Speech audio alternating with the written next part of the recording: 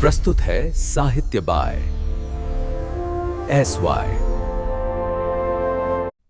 नमस्ते दोस्तों, साहित्य बाय SY में आपका स्वागत है। क्या एक डिग्री और ऊंची पढ़ाई ही इंसान की असल काबिलियत का पैमाना है, या फिर इंसानियत की असली परीक्षा तब होती है जब कोई देख न रहा हो? आज की कहानी है देवगढ़ रियासत के एक नए दीवान के चयन की, जहां सैकड़ों विद्वान आए, पर दीवान वही बना जिसने कीचड़ में फंसी एक किसान की गाड़ी को कंधा दिया। चलिए सुनते हैं मुंशी प्रेमचंद की मशहूर कहानी परीक्षा। जब रियासत देवगढ़ के दीवान सरदार सुजान सिंह बूढ़े हुए तो परमात्मा की याद आई। जाकर महाराज से विनय की कि दीन बंधु दास ने श्रीमान की सेवा 40 साल तक की, अब मेरी अवस्था भी ढल गई, राजकाज संभालने की शक्ति नहीं रही। कहीं भूल चूक हो जाए तो बुढ़ापे में दाग लगे, सारी जिंदगी की नेकनामी मिट्टी में मिल जाए। राजा साहब अपने अनुभवशील नीतिकुशल दीवान का बड़ा आदर करते थे।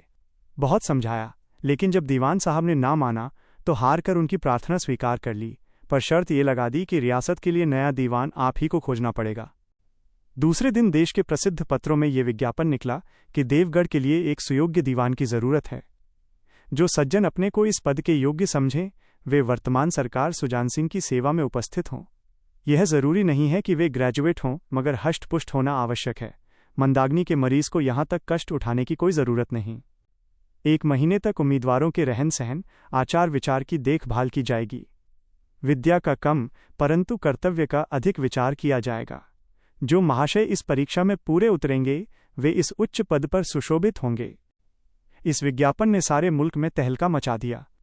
ऐसा ऊंचा पद और किसी प्रकार की कैद नहीं, केवल नसीब का खेल है। सैकड़ों आदमी अपना अपना भाग्य परखने के लिए चल खड़े हुए। देवगढ़ में नए नए और रंग बिरंगे मनुष्य दिखाई देने लगे। प्रत्येक रेलगाड़ी से उम्मीदवारों का एक मेला सा उतरता। कोई पंजाब से चला आता था, कोई मद्रास से, कोई नए फैशन का प्रेमी, कोई पुरानी सादगी पर मिटा हुआ। पंडितों और मौलवियों को भी अपने अपने भाग्य की परीक्षा करने का अवसर मिला। बेचारे सनत के नाम रोया करते थे, यहां उसकी कोई जरूरत नहीं थी। रंगीन ऐमामे, चोगे और नाना प्रकार के अंगरखे और कंटोप देवगढ़ में अपनी सज धज दिखाने लगे। लेकिन सबसे विशेष संख्या ग्रेजुएटों की थी, क्योंकि सनत की कैद न होने पर भी सनत से पर्दा तो ढंका रहता है। सरदार सुजान सिंह ने इन महानुभावों के आदर सत्कार का बड़ा अच्छा प्रबंध कर दिया था। लोग अपने अपने कमरों में बैठे हुए रोजेदार मुसलमानों की तरह महीने के दिन गिना करते थे। हर एक मनुष्य अपने जीवन को अपनी बुद्धि के अनुसार अच्छे रूप में दिखाने की कोशिश करता था। मिस्टर आ 9 बजे दिन तक सोया करते थे, आजकल वे बगीचे में टहलते हुए उषा का दर्शन करते थे। मिबा को हुक्का पीने की लत थी, आजकल बहुत रात गए किवाड़ बंद करके अंधेरे में सिगार पीते थे। मीदा सा और जैसे उनके घरों पर नौकरों की नाक में दम था, लेकिन ये सज्जन आजकल आप और जनाब के बगैर नौकरों से बातचीत नहीं करते थे। महाशय का नास्तिक थे, हक्सले के उपासक, मगर आजकल उनकी धर्मनिष्ठा देखकर मंदिर के पुजारी को पदच्युत हो जाने की शंका लगी रहती थी। मिलर को किताबों से घृणा थी, परंतु आजकल वे बड़े बड़े ग्रंथ देखने पढ़ने में डूबे रहते थे। जिससे बात कीजिए वो नम्रता और सदाचार का देवता बना मालूम देता था। शर्मा जी घड़ी रात से ही वेद मंत्र पढ़ने लगते थे, और मौलवी साहब को नमाज और तिलावत के सिवा और कोई काम न था।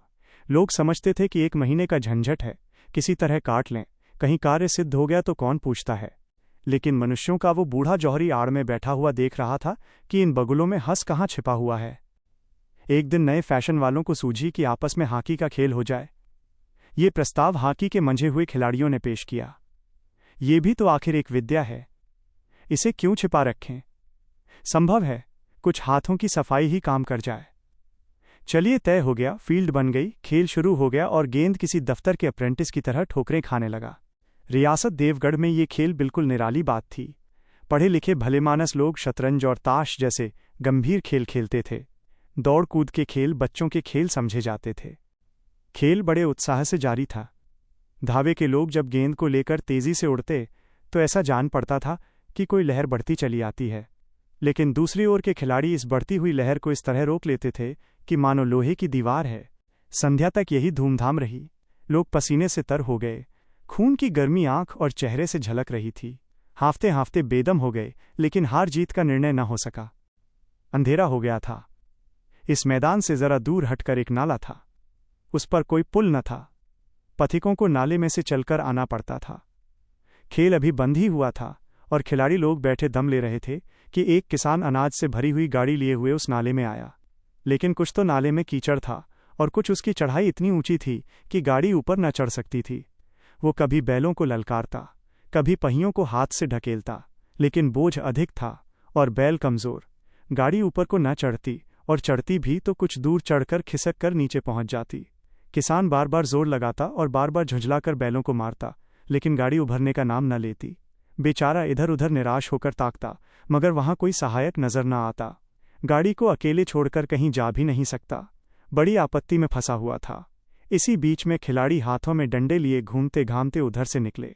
किसान ने उनकी तरफ सहमी हुई आंखों से देखा, परंतु किसी से मदद मांगने का साहस न हुआ। खिलाड़ियों ने भी उसको देखा, मगर बंद आंखों से, जिनमें सहानुभूति न थी। उनमें स्वार्थ था, मद था, मगर उदारता और वात्सल्य का नाम भी न था। लेकिन उसी समूह में एक ऐसा मनुष्य था जिसके हृदय में दया थी और साहस था। आज हॉकी खेलते हुए उसके पैरों में चोट लग गई थी। लंगड़ाता हुआ धीरे धीरे चला आता था। अकस्मात उसकी निगाह गाड़ी पर पड़ी। ठिठक गया। उसे किसान की सूरत देखते ही सब बातें ज्ञात हो गईं। डंडा एक किनारे रख दिया, कोट उतार डाला और किसान के पास जाकर बोला, मैं तुम्हारी गाड़ी निकाल दूं? किसान ने देखा, एक गठे हुए बदन का लंबा आदमी सामने खड़ा है। झुककर बोला, हुजूर, मैं आपसे कैसे कहूं? युवक ने कहा, मालूम होता है तुम यहां बड़ी देर से फंसे हो। अच्छा, तुम गाड़ी पर जाकर बैलों को साधो, मैं पहियों को ढकेलता हूं, अभी गाड़ी ऊपर चढ़ जाती है। किसान गाड़ी पर जा बैठा। युवक ने पहिए को जोर लगाकर उकसाया। कीचड़ बहुत ज्यादा था। वो घुटने तक जमीन में गड़ गया, लेकिन हिम्मत ना हारी। उसने फिर जोर किया। उधर किसान ने बैलों को ललकारा। बैलों को सहारा मिला, हिम्मत बंध गई। उन्होंने कंधे झुकाकर एक बार जोर किया तो गाड़ी नाले के ऊपर थी।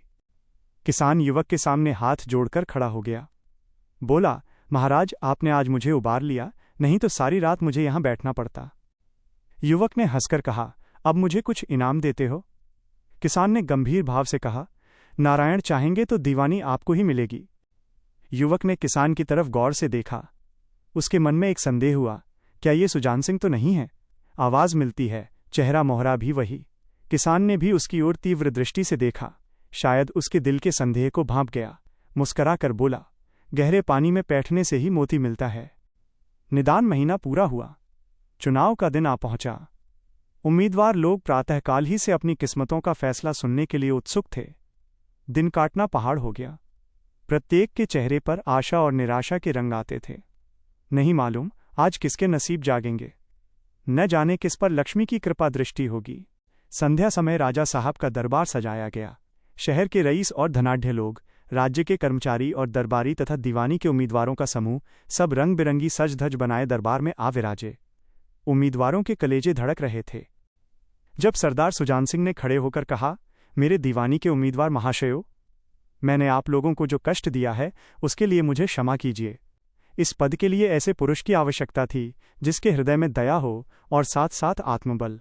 हृदय वो जो उदार हो, आत्मबल वो जो आपत्ति का वीरता के साथ सामना करे, और इस रियासत के सौभाग्य से हमें ऐसा पुरुष मिल गया है। ऐसे गुण वाले संसार में कम हैं, और जो हैं वे कीर्ति और मान के शिखर पर बैठे हुए हैं, उन तक हमारी पहुंच नहीं। मैं रियासत के पंडित जानकीनाथ सा दीवान पाने पर बधाई देता हूं। रियासत के कर्मचारियों और रईसों ने जानकीनाथ की तरफ देखा। उम्मीदवार दल की आंखें उधर उठीं, मगर उन आंखों में सत्कार था, इन आंखों में ईर्ष्या। सरदार साहब ने फिर फरमाया, आप लोगों को यह स्वीकार करने में कोई आपत्ति न होगी कि जो पुरुष स्वयं जख्मी होकर भी एक गरीब किसान की भरी हुई गाड़ी को दलदल से निकालकर नाले के ऊपर चढ़ा दे, उसके हृदय में साहस, आत्मबल और उदारता का वास है। ऐसा आदमी गरीबों को कभी न सतावेगा। उसका संकल्प दृढ़ है जो उसके चित्त को स्थिर रखेगा। वह चाहे धोखा खा जाए, परंतु दया और धर्म से कभी न हटेगा।